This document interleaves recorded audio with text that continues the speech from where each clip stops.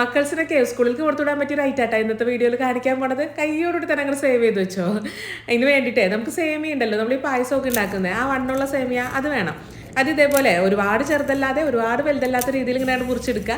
ഇനി ഒരു പാത്രത്തിലോട്ടെ കുറച്ച് വെള്ളം ഒഴിച്ചിട്ട് നല്ലോണം അങ്ങോട്ട് ചൂടാക്കി എടുക്കുക. എന്നിട്ട് അതിനകത്തേക്ക് ആവശ്യമുള്ള ഉപ്പ് ചേർത്ത് കൊടുക്കുക. പിന്നെ നമ്മൾ ഈ ഒടിച്ച് വെച്ചിരിക്കുന്ന നമ്മുടെ സേമിയ ഉണ്ടല്ലോ അത് ചേർത്ത് കൊടുക്കുക കേട്ടോ. എന്നിട്ടൊന്ന് ജസ്റ്റ് ഒന്ന് അങ്ങനെ മിക്സ് ചെയ്ത് കൊടുക്കുക. ഇനി ആ സേമിയ അവിടെ കിടന്ന് നല്ലോണം അങ്ങോട്ട് വേവട്ടെ.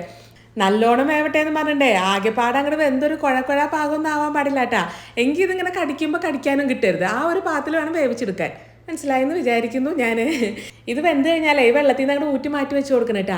അതവിടെ ഇരുന്നേ നല്ലോണം ചൂടാറിയതിന് ശേഷം മാത്രം പാൻ വെച്ചിട്ട് വെളിച്ചെണ്ണ ഒഴിച്ച് കൊടുക്കുക. എന്നിട്ട് അതിൻ്റെ അകത്തേക്ക് കടുക്, ഉഴുന്ന്, കശുവണ്ടിപ്പരിപ്പ്, കനം കുറഞ്ഞ നീളത്തിലരിഞ്ഞ ഇഞ്ചിയും പിന്നെ കുറച്ച് കറിവേപ്പിലയും വറ്റൽമുളകോട് ചേർത്ത് നല്ലോണം നട്ട് മിക്സ് ചെയ്ത് കൊടുക്കുക.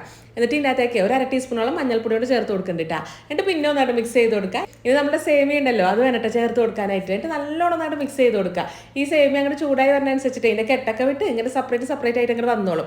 അതേപോലെ തന്നെ ആ ഒരു മഞ്ഞ നിറവും പിന്നെ നമ്മുടെ കടുകും എണ്ണയും കശുവണ്ടി പരിപ്പും എല്ലാം എല്ലായിടത്തും ഒരേപോലെ അങ്ങോട്ട് എത്തുകയും ചെയ്യൂട്ടാ. എന്നിട്ട് ഇതിൻ്റെ അകത്തേക്ക് കുറച്ച് ചെറുനാരങ്ങ നീര് അങ്ങോട്ട് പിഴിഞ്ഞൊഴിച്ച് കൊടുക്കുക. അതേപോലെ തന്നെ കുറച്ച് മല്ലിയിലൂടെ ചേർത്തിട്ട് പിന്നെ ഒന്നായിട്ട് മിക്സ് ചെയ്ത് കൊടുക്കുക. കഴിഞ്ഞ് ഇത്രേ ഉള്ളൂ കേട്ടോ, നമ്മളുടെ ലെമൺ സേമിയ ഇവിടെ റെഡി ആയിട്ടുണ്ട്. മക്കൾസിനൊക്കെ ഈ ഒരു ഐറ്റം ഉണ്ടല്ലോ എന്തായാലും നല്ല ഇഷ്ടമാവുന്നുള്ള കാര്യത്തിൽ ഞാൻ ഗ്യാരണ്ടിയാണ്. ഇതിന് പിന്നെ വലിയ എരിവൊന്നും ഉണ്ടാവില്ല കേട്ടോ. അപ്പോൾ എരിവൊക്കെ വേണമെന്നുണ്ടെങ്കിൽ നമ്മൾ ആ കടുകൊക്കെ പൊട്ടിച്ച സമയത്തെ ഒരു 2-3 പച്ചമുളകും അങ്ങോട്ട് ചെറുതാക്കി എറിഞ്ഞിട്ട് വഴറ്റി കൊടുത്താൽ